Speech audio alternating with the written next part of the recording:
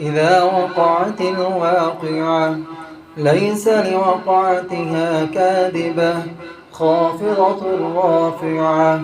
إذا رجت الأرض رجا وبست الجبال بسا فكانت هباء منبثا وكنتم أزواجا ثلاثة فأصحاب الميمنة ما أصحاب الميمنة وأصحاب المشأمة ما أصحاب المشأمة والسابقون السابقون أولئك المقربون في جنات النعيم ثلة من الأولين وقليل من الآخرين على سرر موضونة متكئين عليها متقابلين يطوف عليهم ولدان مخلدون بأكواب وأباريق وكأس من معين لا يصدعون عنها ولا ينزفون وفاكهة مما يتخيرون ولحم طير مما يشتهون وحور عين كأمثال اللؤلؤ المكنون جزاء بما كانوا يعملون لا يسمعون فيها لغوا ولا تأثيما إلا قيلا سلاما سلاما وأصحاب اليمين ما أصحاب اليمين في سدر مخضود وطلح منضود وظل ممدود وماء مسكوب وفاكهة كثيرة لا مقطوعة ولا ممنوعة وفرش مرفوعة إنا أنشأناهن إنشاء فجعلناهن أبكارا عربا أترابا لأصحاب اليمين ثلة من الأولين وثلة من الآخرين وأصحاب الشمال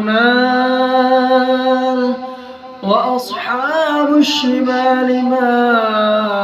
أصحاب الشمال في سموم وحميم وظل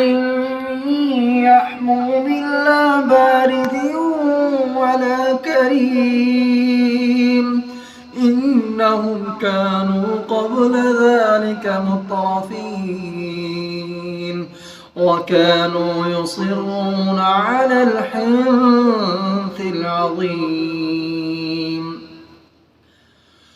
وكانوا يقولون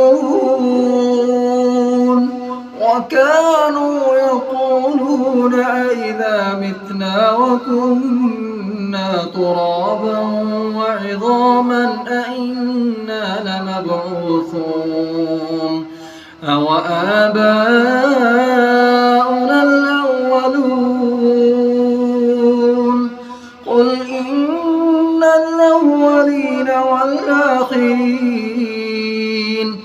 لمجموعون إلى ميقات يوم معلوم ثم إنكم أيها الضالون المكذبون لآكلون من شجر من زقوم فمالئون منها البطون فشاربون عليه من الحميم فشاربون شرب الهيم هذا نزلهم يوم الدين نحن خلقناكم فلولا تصدقون أفرأيتم ما تمنون أأنتم تخلقونه أم نحن الخالقون نحن قدرنا بينكم الموت وما نحن بمسبوقين على أن نبدل أمثالكم وننشئكم فيما لا تعلمون ولقد علمتم النشأة الأولى فلولا تذكرون أفرأيتم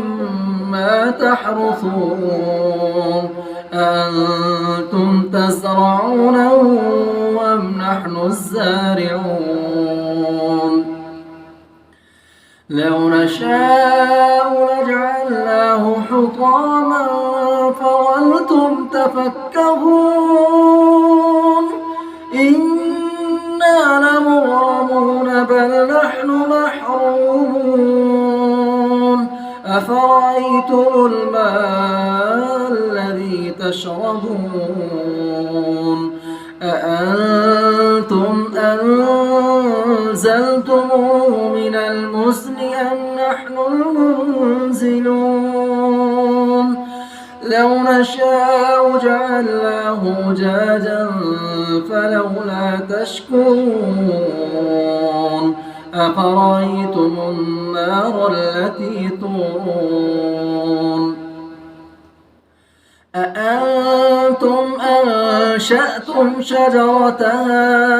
شجرتها أم نحن المنشئون نحن جعلناها تذكرة ومتاعا للمقوين فسبح باسم ربك العظيم فلا أقسم بمواقع النجوم وإنه لقسم لو تعلمون عظيم إنه لقرآن كريم في كتاب مكنون لا يمسه إلا المطهرون تنزيل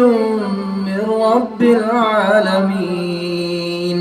أفبهذا الحديث أنتم مدهنون وتجعلون رزقكم أنكم تكذبون فلولا إذا بلغت الحلقوم وأنتم حينئذ تنظرون ونحن أقرب إليه منكم ولكن لا تبصرون فلولا إن كنتم غير مدينين ترجعونها إن كنتم صادقين فأما إن كان من المقربين فروح وريحان وجنة نعيم وأما إن كان من أصحاب اليمين فسلام لك من أصحاب اليمين. وأما إن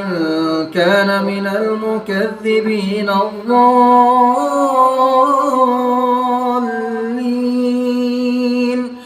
فنزل من حميم وتصلية جحيم. إن هذا لهو حق اليقين.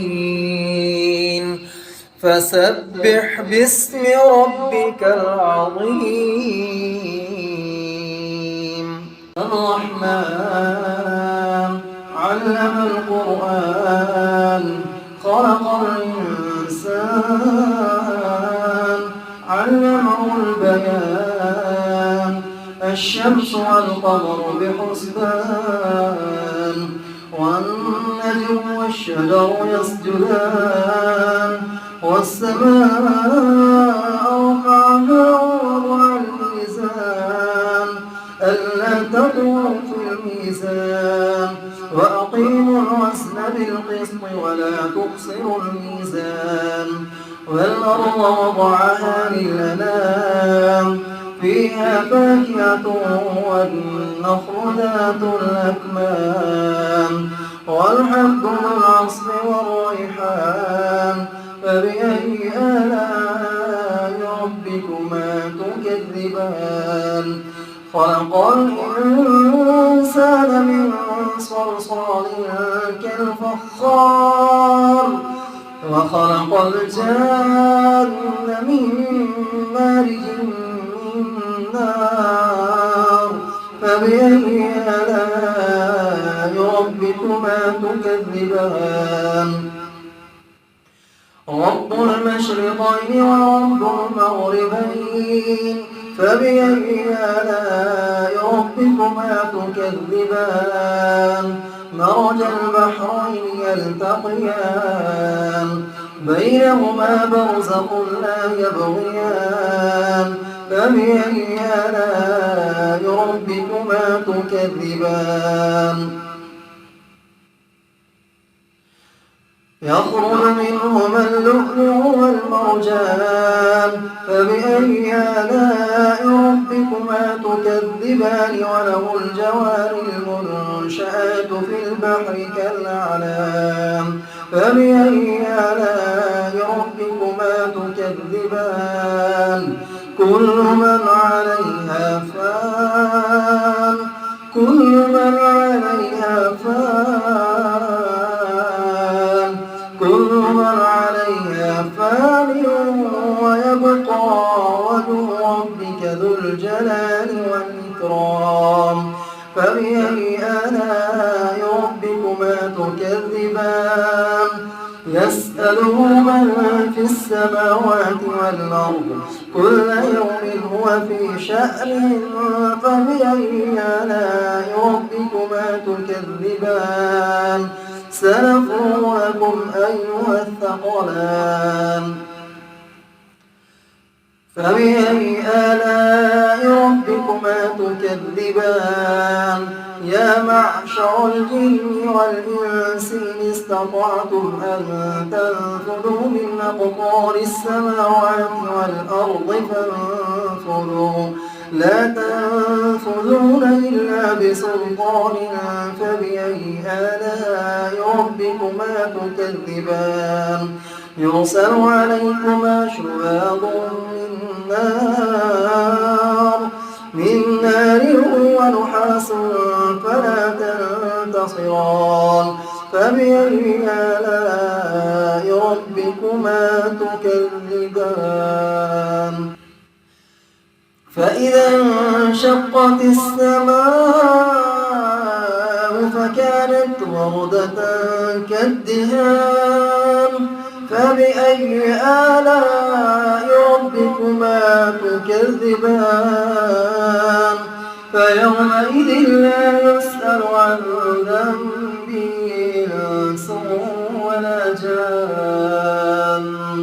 فبأي آلاء ربكما تكذبان. يعرف المجرمون بسيماهم فيؤخذ بالنواصي والأقدام فبأي آلاء ربكما تكذبان هذه جهنم التي يكذب بها المجرمون يطوفون بينها وبين حميم آن فبأي آلاء ربكما تكذبان ولمن خاف مقام ربه جنتان فبأي آلاء ربكما تكذبان ذواتا أفنان فبأي آلاء ربكما تكذبان فيهما عينان تجريان فبأي آلاء ربكما تكذبان فيهما من كل فاكهة زوجان فبأي آلاء ربكما تكذبان متكئين على فرش بطائنها من استبرق وجنى الجنتين دان فبأي آلاء ربكما تكذبان فيهن قاصرات الطرف لم يطمثهن إنس قبلهم ولا جان فبأي آلاء ربكما تكذبان كأنهن الياقوت والمرجان فبأي آلاء ربكما تكذبان هل جزاء الإحسان إلا الإحسان فبأي آلاء ربكما تكذبان ومن دونهما جنتان فبأي آلاء ربكما تكذبان مدهامتان فبأي آلاء ربكما تكذبان فيهما عينان نضاختان فبأي آلاء ربكما تكذبان فيهما فاكهة ونخل ورمان فبأي آلاء ربكما تكذبان فيهن خيرات حسان فبأي آلاء ربكما تكذبان حور مقصورات في الخيام فبأي آلاء ربكما تكذبان لم يطمثهن إنس قبلهم ولا جان فبأي آلاء ربكما تكذبان متكئين على رفرف خضر وعبقري حسان فبأي آلاء ربكما تكذبان تبارك اسم ربك ذي الجلال والإكرام الله أكبر يا أيها المزمل قم الليل إلا قليلا نصفه أو انقص منه قليلا أو زد عليه ورتل القرآن ترتيلا إنا سنلقي عليك قولا ثقيلا إن ناشئة الليل هي أشد وطئا وأقوم قيلا إن لك في النهار سبحا طويلا واذكر اسم ربك وتبتل إليه تبتيلا رب المشرق والمغرب لا إله إلا هو لا إله إلا هو فاتخذه وكيلا واصبر على ما يقولون واهجرهم هجرا جميلا وذرني والمكذبين أولي النعمة ومهلهم قليلا إن لدينا أنكالا وجحيما وطعاما ذا غصة وعذابا أليما يوم ترجف الأرض والجبال وكانت الجبال كثيبا مهيلا إنا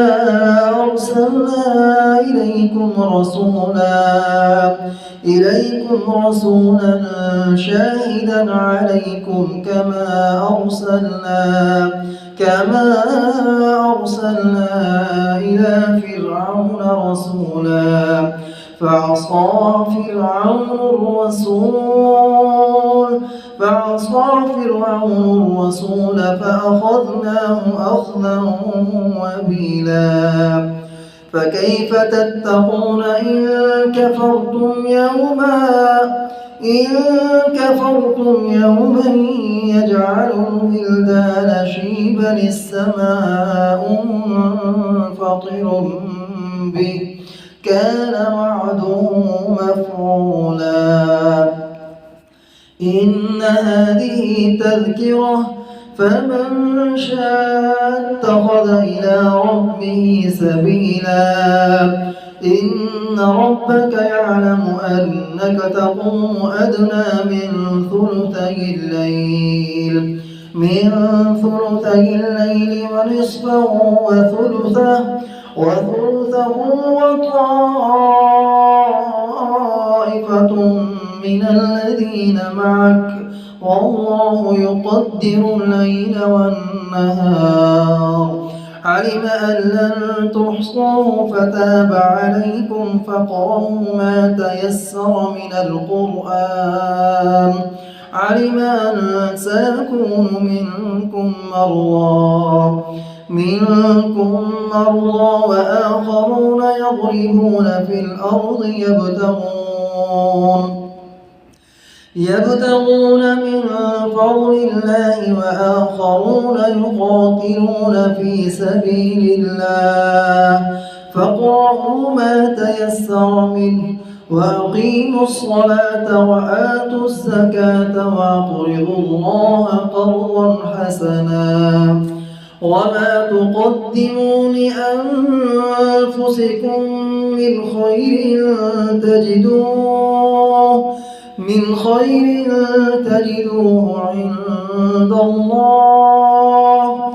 عند الله هو خيرا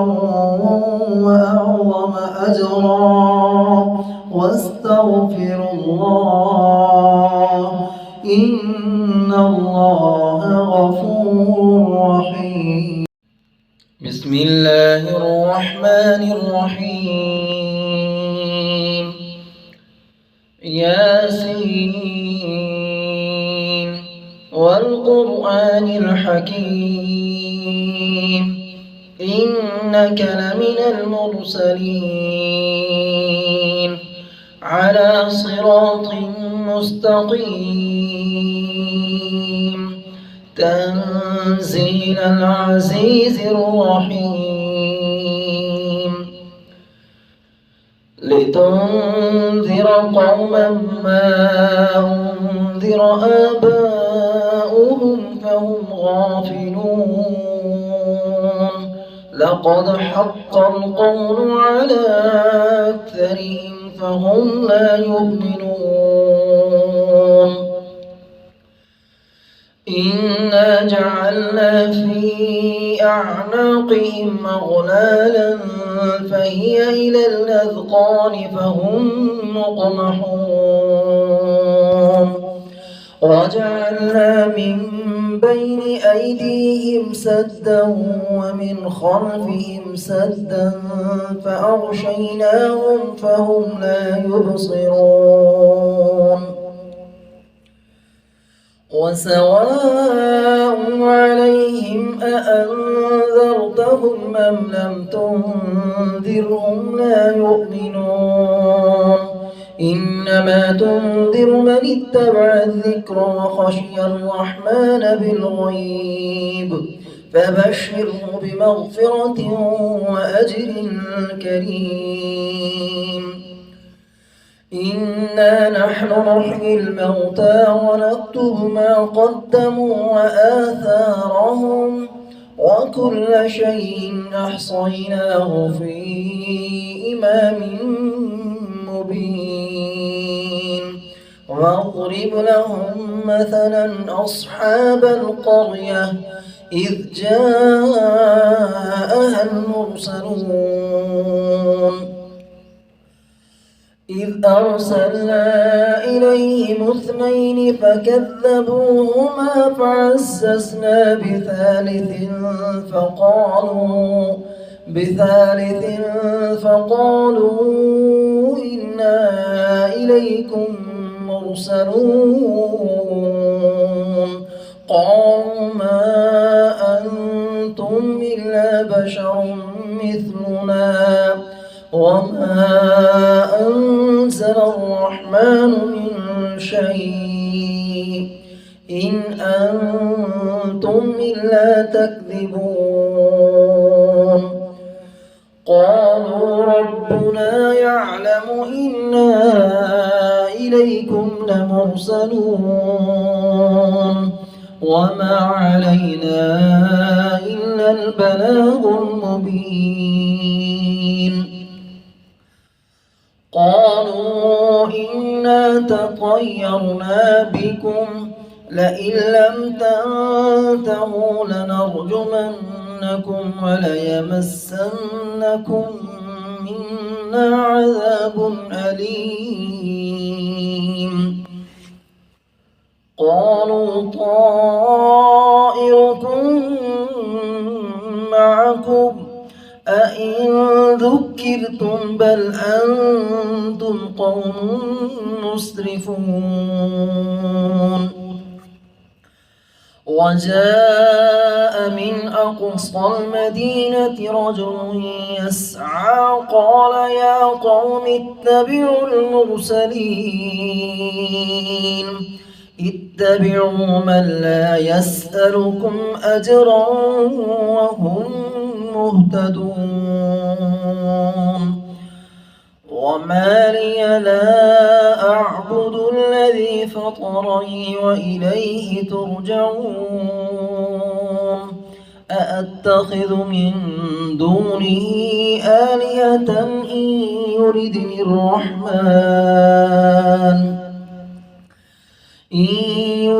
الرحمن بضر لا تغن عني شفاعتهم شيئا ولا ينقذون إني إذا لفي ضلال مبين إني آمنت بربكم فاسمعون قيل ادخل الجنة قال يا ليت قومي يعلمون بما غفر لي ربي وجعلني من المكرمين وما أنزلنا على قومه من بعده من جند من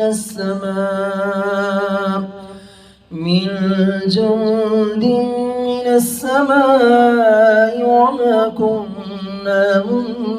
منزلين إن كانت إلا صيحة واحدة فإذا هم خامدون يا حسرة على العباد الحمد ما يأتيهم من رسول إلا كانوا به يستهزئون ألم يروا كم أهلكنا قبلهم من القرون أنهم إليهم لا يرجعون وإن كل لما جميع لدينا محضرون وآية لهم الأرض الميتة أحييناها وأخرجنا منها حبا فمنه يأكلون وجعلنا فيها جنات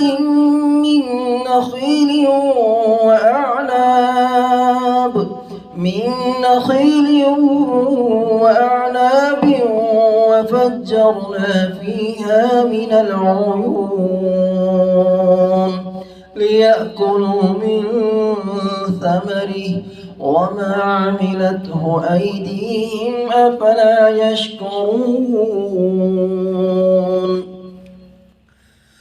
سبحان الذي خلق الأزواج كلها مما تنبت الأرض ومن أنفسهم ومما لا يعلمون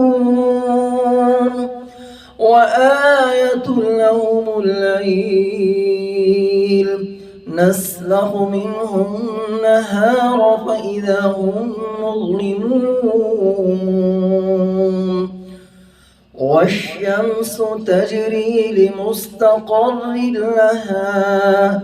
ذلك تقدير العزيز العليم والقمر قدرناه منازل حتى عاد كالعرجون القديم لا الشمس ينبغي لها أن تدرك القمر ولا الليل سابق النهار وكل في فلك يسبحون وآية لهم أنا حملنا ذريتهم في الفلك المشحون وخلقنا لهم من مثله ما يركبون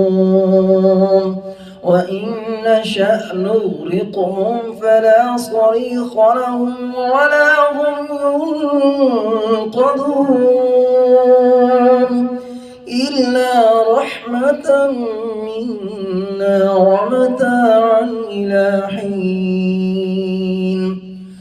وإذا قيل لهم اتقوا ما بين أيديكم وما خلفكم لعلكم ترحمون وما تأتيهم من آية من آيات ربهم إلا كانوا عنها معرضين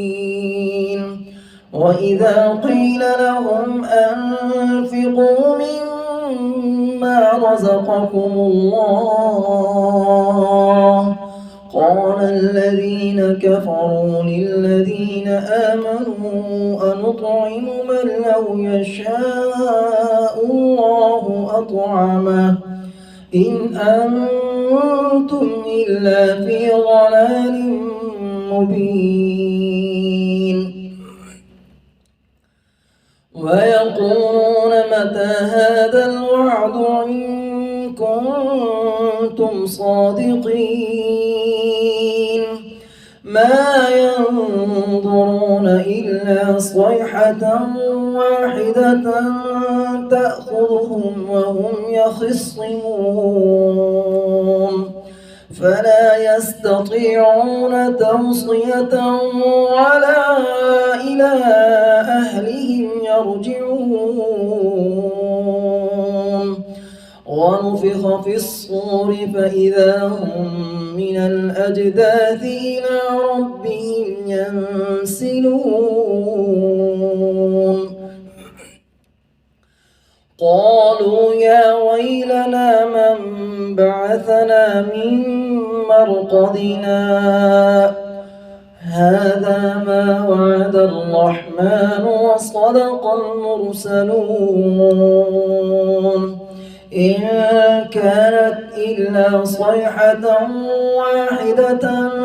فإذا هم جميع لدينا محضرون فاليوم لا تظلم نفس شيئا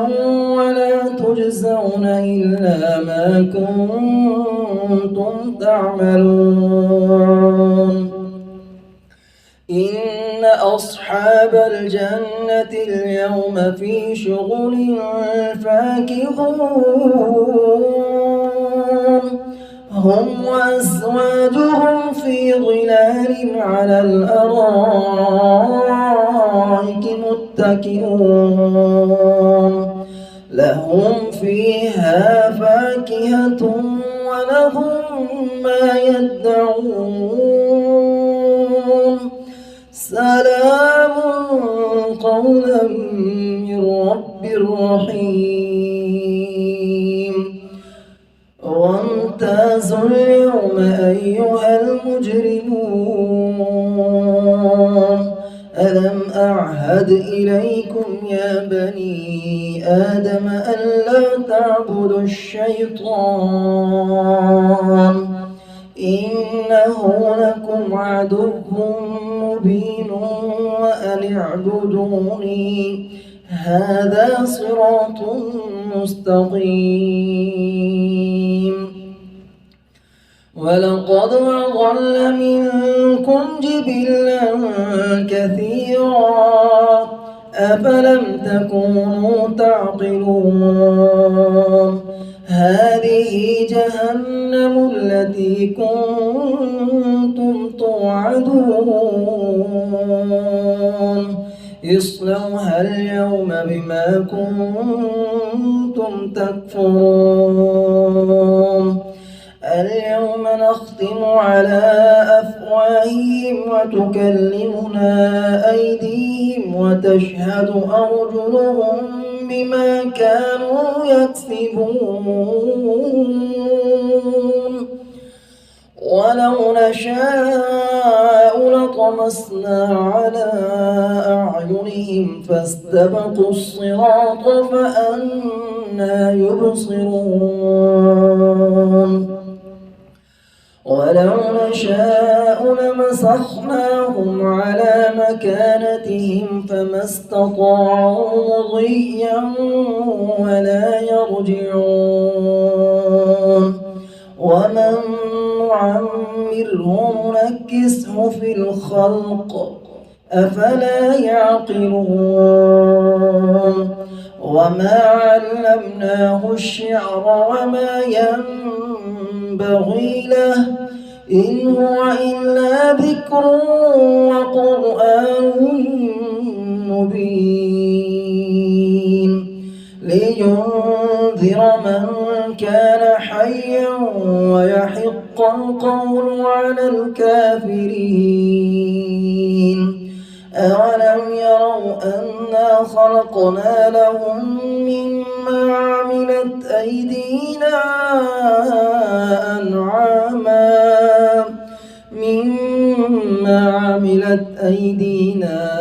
أنعاما فهم لها مالكون وذللناها لهم فمنها ركوبهم ومنها يأكلون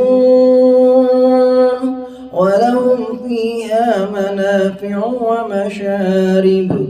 أفلا يشكرون واتخذوا من دون الله آلهة لعلهم ينصرون لا يستطيعون نصرهم وهم لهم جند محضرون فلا يحزنك قولهم إنا نعلم ما يسرون وما يعلنون أولم ير الإنسان أنا خلقناه من نطفة فإذا هو خصيم مبين وضرب لنا مثلا ونسي خلقه قال من يحيي العظام وهي رميم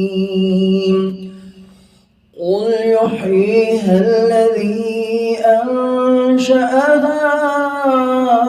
أول مرة وهو بكل خلق عليم الذي جعل لكم من الشجر الأخضر نارا فإذا أنتم منه توقدون أوليس الذي خلق السماوات والأرض بقادر على أن يخلق مثلهم بلى وهو الخلاق العليم إنما أمره إذا أراد شيئا أن يقول له كن فيكون فسبحان الذي بيده ملكوت كل شيء وإليه ترجعون تبارك الذي بيده الملك وهو على كل شيء قدير الذي خلق الموت والحياة ليبلوكم أيكم أحسن عملا وهو العزيز الغفور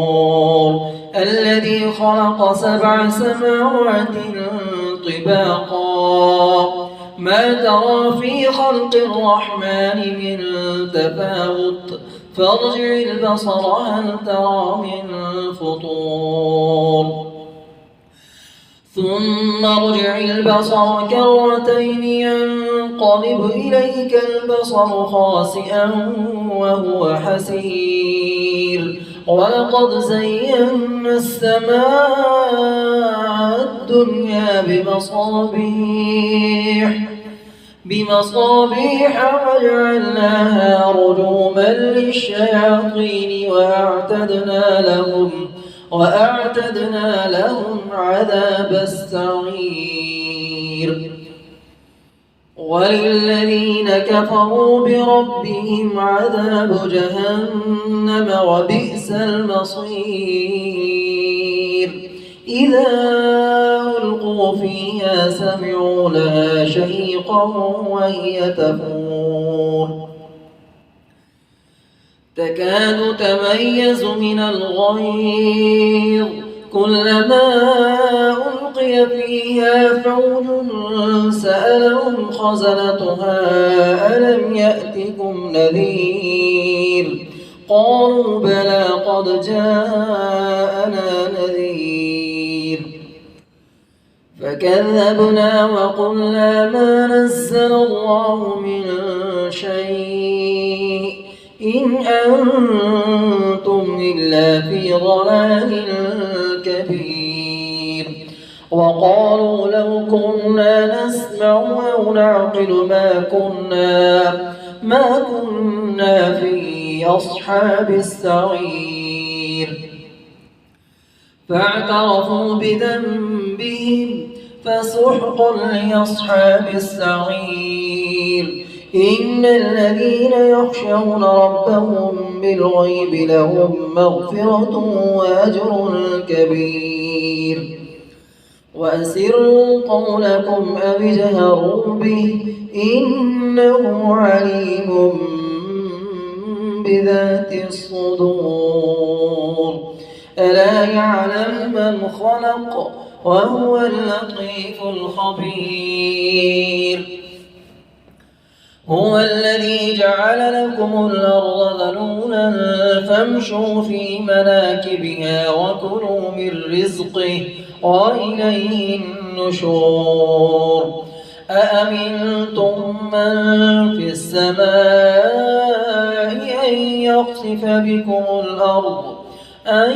يخسف بكم الأرض فإذا هي تمور أم أمنتم من في السماء أن يرسل عليكم حاصبا فستعلمون كيف نذير ولقد كذب الذين من قبلهم فكيف كان نكير أولم يروا إلى الطير فوقهم صافات ويقبضن ما يمسكهن إلا الرحمن إنه بكل شيء بصير أمن هذا الذي هو جند لكم ينصركم من دون الرحمن إن الكافرون إلا في غرور أمن هذا الذي يرزقكم إن أمسك رزقه بل لجوا في عتب ونفور أفمن يمشي مكبا على وجهه أهدى أمن يمشي سويا على صراط مستقيم قل هو الذي أنشأكم وجعل لكم السمع والأبصار والأفئدة قليلا ما تشكرون قل هو الذي ذرأكم في الأرض وإليه تحشرون ويقولون متى هذا الوعد إن كنتم صادقين قل إنما العلم عند